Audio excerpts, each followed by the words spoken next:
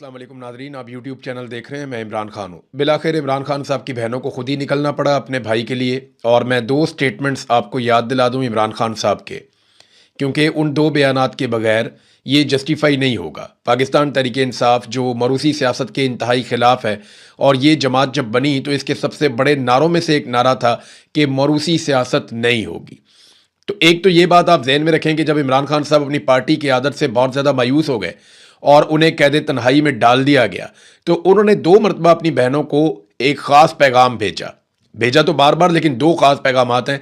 एक, इमरान खान साहब ने कहा कि मेरी बहनों को कहो कि जितनी जल्दी हो सके मुझे आकर मिले। ये वो आखिरी पैगाम है जो बाहर आया इमरान खान साहब की ज़बानी, और ये मैंने रिपोर्ट किया था और उसके बाद इसकी तस्दीक भी हो गई। दूसरा एक पैगाम इमरान खान साहब ने अपनी बहनों के लिए भिजवाया था जेल में से, जब उनकी मुलाकातें बंद होने के करीब पहुंच गई थी। तो इमरान खान साहब ने कहा था कि मेरी बहनों से कहो कि मेरे लिए आवाज़ उठाएं, क्योंकि उन्हें इस बात की समझ आ गई थी कि पॉलिटिकल लोगों को मिलिट्री एस्टेब्लिशमेंट ने बहुत हद तक दबा दिया है, और अब किसी भी लेवल तक अगर कोई जाएगा इमरान खान साहब के लिए तो वो या पाकिस्तान के अवाम है या इमरान खान साहब की बहनें। तो उन्होंने दो मरतबा अपनी बहनों को ये पैगाम भेजा, और उनकी बहनें बार बार अडयाला जेल के बाहर आती रहीं। उन्होंने सारी कोशिश की, बार बार पॉलिटिकल पार्टी को बुलाती रहीं। जिन लोगों ने इमरान खान के नाम के ऊपर वोट लिए और वो इक़्तिदार के मज़े ले रहे हैं, उन तमाम लोगों को इमरान खान की बहनों ने बार बार मुलाकात करके मिन्नत की, तरले किए, उनको समझाया, उनको बार बार बताया, उनका फ़र्ज याद दिलाया, इमरान खान के पैगामात उनको बार बार पढ़ के सुनाए, लेकिन उन्होंने हिम्मत नहीं की, वो लोग निकले नहीं। तो बिलाखिर इन खवातीन को अब खुद निकलना पड़ रहा है। अलीमा खानम साहिबा पहुंची खैबर पख्तूनख्वा में, और यहां से उन्होंने आगाज किया है। अकराम के इलाके में हज़ारों लोगों ने उनका इस्तकबाल किया। तैमरगढ़ में गई, वहाँ पे भी बहुत ज़बरदस्त उनका जो इस्तकबाल है वो हुआ है। अब वो चित्राल की तरफ जा रही हैं, वहाँ पे वो एक तहरीक चलाएंगी। खैबर पख्तूनख्वा से वो तहरीक चलाती हुई बज़ाहिर ऐसे दिखाई देता है कि फिर वो पंजाब में जाएंगी, वहाँ पर तहरीक चलाएंगी। और कोशिश ये है अलीमा खानम की, ये तीनों बहनें मिलकर इस तरह का एक मोमेंटम बिल्ड करें कि दबाव डाला जा सके मौजूदा हुक्मरानों के ऊपर। अब सियासी लोग कर दे ही रहे। पहले आप सुन लें कि अलीमा खानम ने कहा क्या। एक तो जो ये मंसूबा बनाया जा रहा था, मैंने आपको पहले बताया था कि पार्टी के अंदर ये सोच पैदा हुई थी और इसके बारे में बार बार बात की गई थी कि बड़े पैमाने पर एहतजाज शुरू किया जाए और एक तहरीक शुरू की जाए, और उसके लिए डेट रखी जाए 5 अगस्त। लेकिन फिर मैंने आपको बताया कि मिलिट्री एस्टेब्लिशमेंट बीच में पड़ गई, और उन्होंने पाकिस्तान तहरीक इंसाफ को कहा कि आप इसकी कॉल देंगे आखिरी हफ्ते में, आखिरी 2 हफ्तों में आप कॉल देंगे, 1 या 2 हफ्ते में, यानी जुलाई के आखिरी 10 दिनों में आप कॉल दे सकते हैं। और फिर 5 अगस्त को जो आपका एहतजाज होगा वो सिर्फ 1 दिन का होगा, इससे ज्यादा आपने एहतजाज नहीं करना। तो अलीमा खानम ने उसको मुस्तरद कर दिया। उन्होंने कहा जी ये क्या बात हुई कि 1 दिन के लिए इमरान खान के लिए। उन्होंने कहा जी अब हम मुस्तकिल दबाव डालेंगे, और दबाव के नतीजे में इमरान खान साहब का ना सिर्फ आंख का इलाज करवाएंगे बल्कि उनके हकूक भी उन्हें लेकर देंगे। जो जाली केसेस हैं, इमरान खान साहब जेल में बंद है, उनको आज़ादी मिलनी चाहिए, सादी सादी बात है। पहले सुने अलीमा खानम ने क्या कहा और फिर रद्द-ए-अमल किस तरह का आ रहा है। उन्होंने कहा इमरान खान की आंख जानबूझकर ज़ाया की गई है। क्या ये पाकिस्तान में इमरान खान की आंख का इलाज भी नहीं करवा सकते? ये इतने कमीने हैं। इमरान खान कहते थे दुश्मन हो और कमीना ना हो, लेकिन ये दुश्मन भी है और कमीना भी है। उन्होंने जानबूझकर कैद तन्हाई में रखा हुआ है। फैमिली की अव्वलीन तरजीह इमरान खान का इलाज है। इमरान खान ने कहा हुआ है कि जिद्दोजहद इबादत है, इस जुल्म के खिलाफ खड़े होना है। इमरान खान को 8 महीनों से कैद तन्हाई में रखा हुआ है। इमरान खान कैद तन्हाई में है क्योंकि ये इमरान खान से खौफ खाते हैं। इमरान खान से ये खौफ इसलिए खाते हैं क्योंकि इमरान खान अवाम की आवाज़ है। वक्त आ गया है कि अब जब हम निकलेंगे तो वापस घरों को नहीं आएंगे। अडयाला में जा जाकर पंजाब के लोगों का खौफ भी खत्म हो गया है। खैबर पख्तूनख्वा पहले जिम्मेदारी लेगा और फिर पंजाब भी उसके साथ निकलेगा। इमरान खान ने कभी नहीं कहा कि मेरे लिए भीख मांगो। इमरान खान ने हमेशा यही कहा कि मैं जेल में मर जाऊंगा लेकिन यजीद के सामने सर नहीं झुकाऊंगा। इमरान खान के लिए दबाव बढ़ाना होगा। तहरीक का मकसद दबाव बढ़ाना है। जब हम सुनते हैं कि बातचीत हो रही है, ये लोग भीख मांग रहे हैं, किस चीज की भीख मांग रहे हैं, किस चीज की बातचीत कर रहे हो? 80% पाकिस्तानी इमरान खान के साथ खड़े हैं। पहले अपनी ताकत तो दिखाओ, फिर बातचीत करना। बातचीत ताकत की पोजीशन से करो। ये बात बिल्कुल ठीक है। देखिए, जब आपके साथ इतनी बड़ी पॉलिटिकल पार्टी है, इतनी बड़ी तादाद में आपके साथ पब्लिक है, तो आपकी पोजीशन हमेशा बेहतर होती है। एक बात मरियम नवाज ने कही थी, नवाज शरीफ भी ये बात कहते थे कि पहले मुजामत होगी तो फिर मफामत होगी। جب آپ طاقت کی پوزیشن میں بیٹھتے ہیں بات کرنے کے لیے، جیسے ایران بات چیت کرنے کے لیے بیٹھا تو ٹیبل پہ اس نے بہت کچھ حاصل کیا. کمزوروں کے ساتھ تو کوئی بات چیت بھی نہیں کرتا، حاصل کیا کرنا ہے. عمران خان نے 1 سال قبل کہا تھا کہ خیبر پختونخوا میں اپنی تنظیم کو مضبوط کرو. سہیل آفریدی کو اسٹریٹ موومنٹ کا کہا تھا. وقت آ گیا ہے، تحریک کو آگے بڑھاؤ، تنظیم مضبوط کرو، سب کارکنان اپنے M N as M P as پر دباؤ بڑھائیں. حکومت پاکستان کولیپس کر چکی ہے. یہ وہ بات ہے جو میں کئی دنوں سے آپ کو بتا رہا ہوں کہ یہ مکمل طور پہ کولیپس کر گئے ہیں. عاصم منیر صاحب کے ہاتھ پاؤں پھولے ہوئے ہیں، ان کا رجیم مکمل طور پہ ناکام ہو چکا ہے. اب وہ یہ سوچ رہے ہیں کہ ملبہ ڈالنا کس پر ہے. ملبہ ڈالنے کے لیے انہیں مل کوئی نہیں رہا. اور پاکستان تحریک انصاف نے کوئی بہت بڑا احتجاج اسلام آباد کی جانب گزشتہ 1.5-2 سال میں کیا بھی نہیں ہے، تو یہ ملبہ بھی کسی پہ نہیں ڈال سکتے. تو ان کے ہاتھ پاؤں پھولے ہوئے، ان کے ہاتھ میں کوئی چیز باقی نہیں رہ گئی. اب وہی بات علیمہ خانم کہہ رہی ہے کہ حکومت پاکستان کولیپس کر چکی ہے.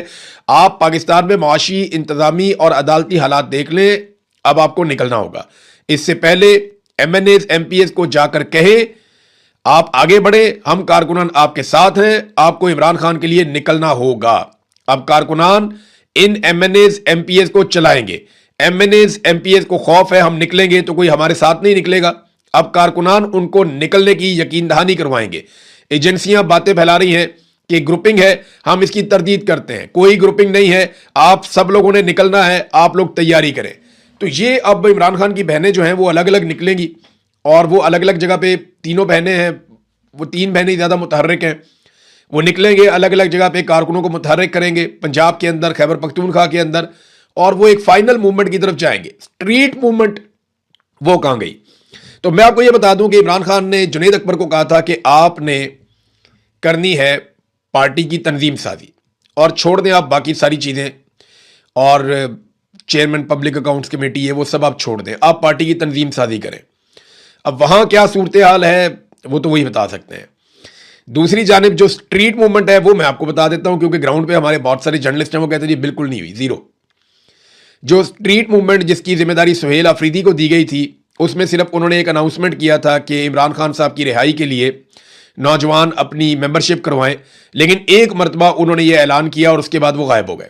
پریکٹیکلی انہوں نے یا ان کے ساتھیوں نے اس کے لیے کوئی کوشش نہیں کی، کوئی کیمپس نہیں لگائے گئے، کوئی ایسی جدوجہد نہیں کی گئی جس کی بنیاد پہ لوگ آتے، نوجوان آتے، وہ آ کر اس تحریک کا، اس کی ممبرشپ لیتے اور اس کے اوپر کوئی حلف نامے ہوتے، کوئی اکٹھے ہوتے. وہ ایک بہت بڑا پروجیکٹ ہو سکتا تھا جس میں 10-20 لاکھ نوجوان اکٹھے ہو جاتے، لیکن انہوں نے اس پہ توجہ نہیں دی. اور اس کی جو سب سے بڑی وجہ ہے وہ پاکستان کی ملٹری اسٹیبلشمنٹ نے اس کے رستے میں روڑے اٹکائے تھے. کیونکہ فوج، یاد رکھیے گا، اسٹوڈنٹ سے، جو فوجی کی عادت ہے وہ اسٹوڈنٹ سے اور نوجوانوں سے واقعی بہت ڈرتی ہے. انہیں لگتا ہے کہ جب نوجوان اپنے ہاتھوں میں چیزیں لے لیتے ہیں تو پھر آپ طاقت کے ذریعے سے چیزیں کنٹرول نہیں کر سکتے. تو ناظرین، اب علیمہ خانم پہ تنقید، یہ 2 جگہ سے تنقید ہو رہی ہے.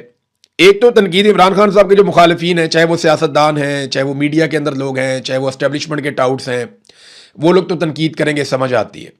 دیکھیں، یہ تو ایک نصرت بھٹو نے بھی ذوالفقار دی بھٹو کے لیے آواز اٹھائی تھی.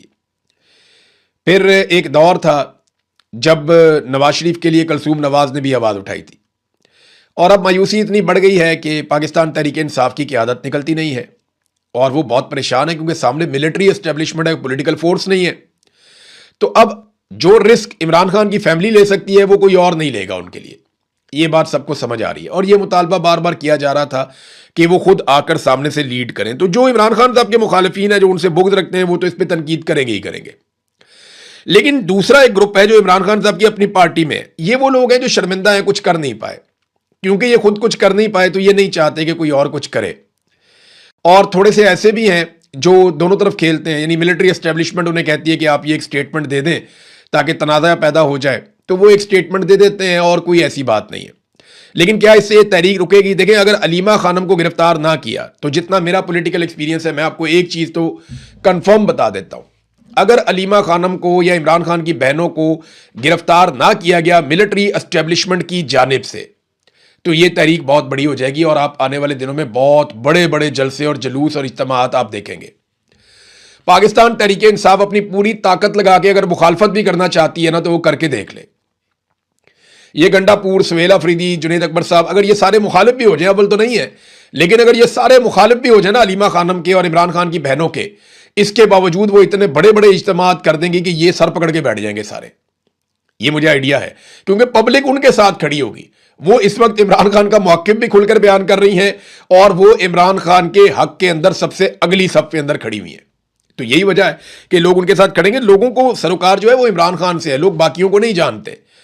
تو کچھ لوگ کہہ رہے تھے جی یہاں پہ موروثیت نہیں ہے, پاکستان تحریک انصاف میں فیملی پالیٹکس کی کوئی جگہ نہیں ہے. تو دیکھیں گنڈا پوروں کے اوپر تو کبھی بات نہیں کی گئی, وہ بھی تینوں بھائی پالیٹکس کے اندر ہیں.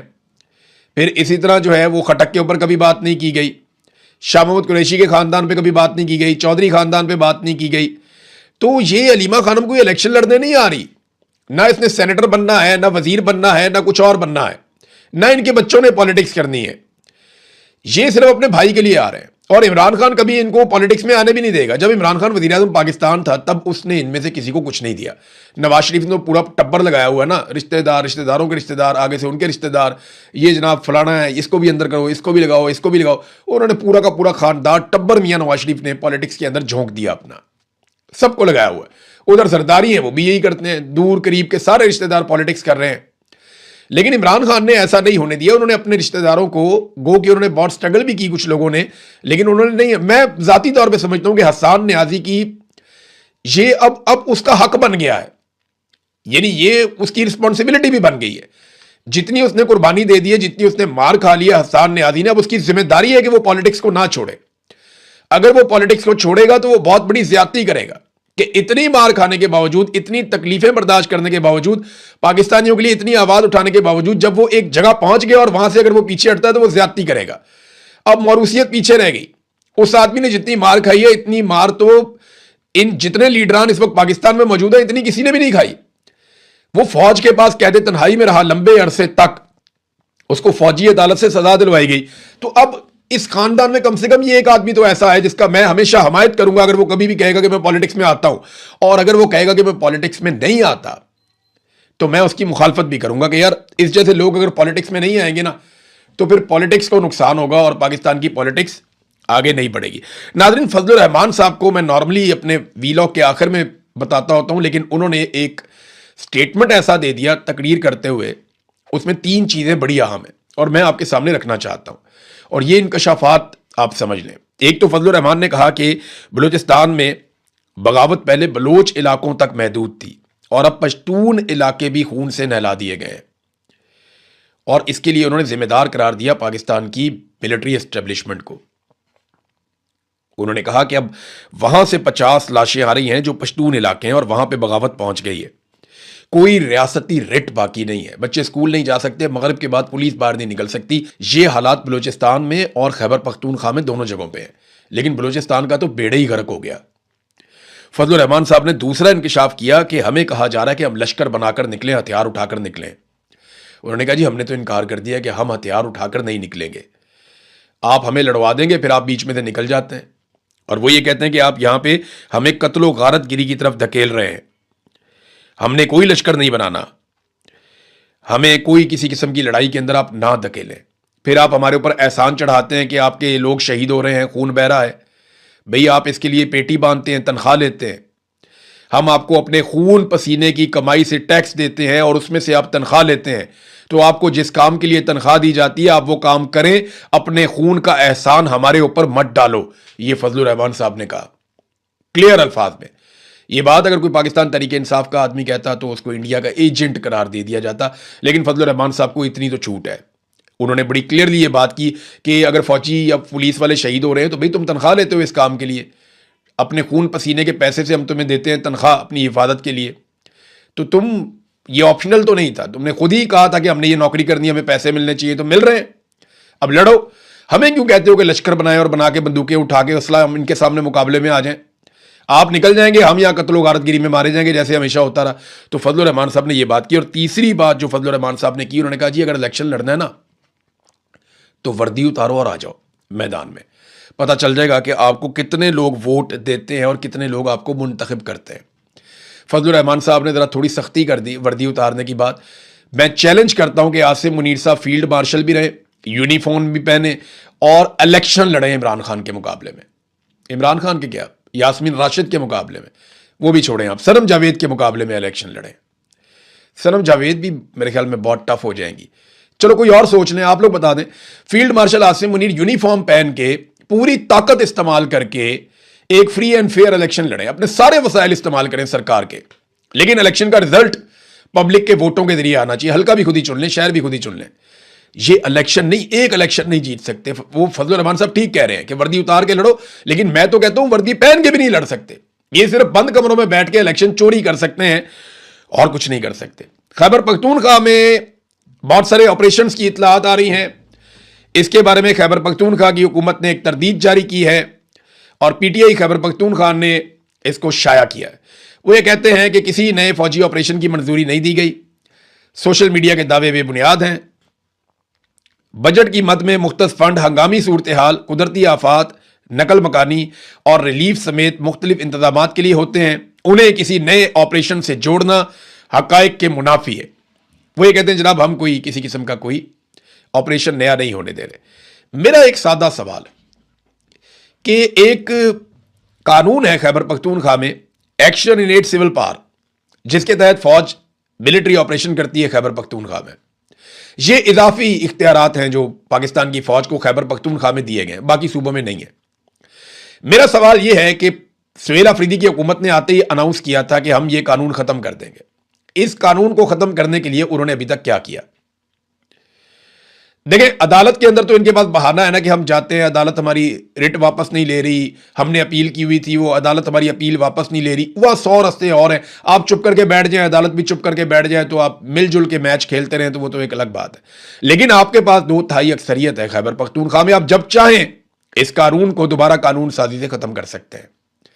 लेकिन आपने अभी तक action in aid civil power कानून को खत्म नहीं किया, जिसके तहत यहां फौज ऑपरेशंस करती है खैबर पख्तूनख्वा में। ये इजाफी इख्तियारात हैं जो फौज को दिए गए हैं। तो दावे इन्होंने बहुत बड़े बड़े किए थे, लेकिन काम इन्होंने कुछ भी नहीं किया। हमारे ऊपर ना ये बहुत बड़ा बोझ बन गया, ये ऑपरेशन, ये हर चीज को डंडे के साथ संभालते हैं। मैं आपको एक और चीज बताता हूं, मैंने आपको पिछले दिनों बताया भी था, लेकिन कुछ तफसीलात मैं आपके लिए लेकर आया हूं। ये एक पाकिस्तान के अंदर प्रोजेक्ट है बहुत बड़ा, आपके बिजली के बिल के अंदर आता है, नीलम झेलम सरचार्ज। अब ये नीलम झेलम हाइड्रो पावर प्रोजेक्ट है, इसके जो सरबराह हैं वो भी एक lieutenant general retire Mohammad Saeed साहब है। कोई इनसे पूछेगा कि इन्होंने अरबों रुपए जाया किए, वो पैसे कहां गए? ऑडिटर जनरल ऑफ पाकिस्तान के मुताबिक 30 अरब रुपए का इन्होंने खसारा कर दिया इसी एक प्रोजेक्ट के अंदर, और पावर हाउस बंद होने से प्रोजेक्ट को 100 अरब के लगभग का नुकसान हुआ है। यानी आप अंदाजा करें कि 100 अरब से जायद का इन्होंने नुकसान कर दिया पाकिस्तान का। लेकिन क्योंकि ये एक lieutenant general retire Mohammad Saeed साहब हैं, इसलिए इनसे पूछ कोई नहीं रहा। इसका एक हेडरस और एक टेल रस है, ये एक टनल है, टनल का एक हेड है एक टेल है, ये दोनों जगह से गिरी है। आप अंदाजा करें कि कैसा शाहकार इन्होंने तामीर किया, क्योंकि पाकिस्तान की फौज ज्यादातर ये काम करती है और डिजाइन भी ये लोग खुद ही करवाते हैं। तो इस किस्म का डिजाइन किया गया, इस तरीके से बिजली बनाने की कोशिश की गई कि इसकी टेल भी गिर गई और इसका हेड भी गिर गया। जुलाई 2022 में इसका टेल रस टनल जो है वो गिर गई और पैदावार अगस्त 2023 तक बंद रही, यानी 13 महीने तक पैदावार बंद रही। बहुत नुकसान हुआ। उसके बाद जनाब उसको सेट किया तो 1 मई 2024 को इसकी हेडरेस्ट टनल है वो गिर गई और पावर हाउस बंद हो गया फिर दोबारा से। अब लगातार नुकसान हो रहा है। इसके अलावा इस प्रोजेक्ट को 2028 तक के लिए बंद कर दिया गया, और जब इसको बंद किया है तो तनख्वाहें तो लोग लेते रहेंगे, वो तो मौजें करते रहेंगे, लेकिन प्रोजेक्ट बंद होने की वजह से इसकी जो कॉस्ट है वो कई गुना बढ़ जाएगी और पाकिस्तानियों को मजीद पैसे पड़ जाएंगे। ये नाजरीन पाकिस्तान के हालात हैं। हमारे पानियों पे इंडिया डैम बनाता जा रहा है, बिजली बनाता जा रहा है, किसानों को उसने मुफ्त बिजली देना शुरू कर दी है। वो कई सूबों के अंदर वो छोटे इस्तेमाल करने वाले लोगों को, सारिफीन को मुफ्त बिजली दे रहा है इंडिया। वो तरक्की करता जा रहा है, आगे बढ़ता जा रहा है हमारे पानी के बलबूते के ऊपर। और हम क्या कर रहे हैं? हम अपने ही पानी से बनने वाले मंसूबे रोक रहे हैं, बंद कर रहे हैं। वो इसलिए कि हमने आईपीपी को इजाफी पेमेंट्स, जिसे आप कहते हैं कैपेसिटी पेमेंट्स, वो हमने आईपीपी को देनी है ताकि आईपीपी का पेट भरे और कमीशन बड़े बड़े ताकतवर लोगों के, जो मिलिट्री एस्टेब्लिशमेंट में और जो पाकिस्तान के अंदर पॉलिटिकल एलीट है, उनकी जेब में जा सके। वो पैसा बनाने पे धड़ाधड़ लगे हुए हैं। इंडिया अपनी आवाम का सोच रहा है और हमारे लोग किसका सोच रहे हैं? अपना और अपनी नस्लों को और अपनी जेबें भरने का सोच रहे हैं। एक स्टेटमेंट में आपको दिखाता हूं, ये ढीठ कितने हैं लोग, आप ये देखें। یہ سعید میدی صاحب ہے، نواز شریف صاحب کے بڑے قریبی دوست ہیں، بہت بڑے بیوروکریٹ ہیں. ان کا ایک انٹرویو کیا جناب اعزاز سید صاحب نے. انہوں نے سوال پوچھ لیا کہ جناب آپ کا داماد سکندر سلطان راجہ ان کا داماد ہے جو چیف الیکشن کمشنر ہے، جس نے پورے پاکستان کا الیکشن چوری کیا، اور آپ کا بیٹا فیڈرل سیکرٹری ہے، آپ کی بیٹی جو ہے وہ بھی ایک بڑی زبردست جگہ کے اوپر بیوروکریٹ ہے. بیٹی کو تو موجیں ہی لگی ہوئی ہیں جو سکندر سلطان راجہ کی بیوی ہے. وہ تفصیلات کسی دن میں آپ کے سامنے رکھوں گا، آپ حیران ہو جائیں گے. تو اس سے پوچھا کہ جناب آپ کا بیٹا، داماد، بیٹی سارے بیوروکریسی میں اتنی اعلیٰ جگہوں پہ لگے ہوئے ہیں، کوئی نصیحت ہی کر دیں. اچھا، یہ سارے ہی جو لگے ہوئے ہیں نا، وہ لگے ہی ہوئے ہیں، تباہیاں پھیر دی ہیں. جو سکندر سلطان راجہ نے کر دیا، جو ان کی بیٹی نے کر دیا، بربادیاں پھیر دی انہوں نے. اب وہ مشورہ کیا دے رہا ہے؟ وہ یہ کہہ رہا ہے کہ اپنا کام صحیح طریقے سے ایمانداری سے کریں، سوچ سمجھ کر کریں، اتنی ہمت پیدا کریں کہ آپ غلط کام سے انکار کر سکیں. ہو سکتا ہے کہ اس کا آپ کو نقصان ہو، مگر جب تک ایسا نہیں ہوگا ہماری بیوروکریسی ٹھیک نہیں ہوگی. او فٹے منہ بھائی، یعنی آپ سکندر سلطان راجہ کے آپ سسر ہیں اور آپ کہہ رہے ہیں اپنا کام ایمانداری سے کریں، کوئی غلط کام کرنے کا کہے تو اس کو انکار کر دیں. یہ آدمی خود چل کر چلا گیا تھا، الیکشن کمیشن کے دفتر سے نکلا تھا رات کے وقت بغیر سیکیورٹی کے، اور جب یہ واپس آیا تو فارم 47 ساتھ لے کر آیا تھا. پھر جو پاکستانیوں کے ساتھ ہوا وہ پورے پاکستان نے دیکھا. تمہارے خاندان نے پورے پاکستان کو نچوڑ کے رکھ دیا. پورے پاکستان کا آج تک کا سب سے بڑی ڈکیتی تمہارے خاندان نے ماری، اور تم یہاں بیٹھ کے بھاشن دے رہے ہو قوم کو. یہی طریقہ کار ہے پاکستان میں. یہ بھاشن دیتے ہیں باہر نکل کے، جناب یہ کرو یہ کرو یہ کرو، دوسروں کو نصیحت کرتے ہیں اور خود اندر سے داؤ لگاتے ہیں. اسی وجہ سے آگے نہیں، ان کی شکلیں پہچانیں. پاکستانیوں کو چاہیے ان کو پہچانیں اور ان کو ان کی اوقات بتائیں. اب تک کے لیے اتنے، اپنا خیال رکھیے گا، اپنے اس چینل کا بھی. اللہ حافظ.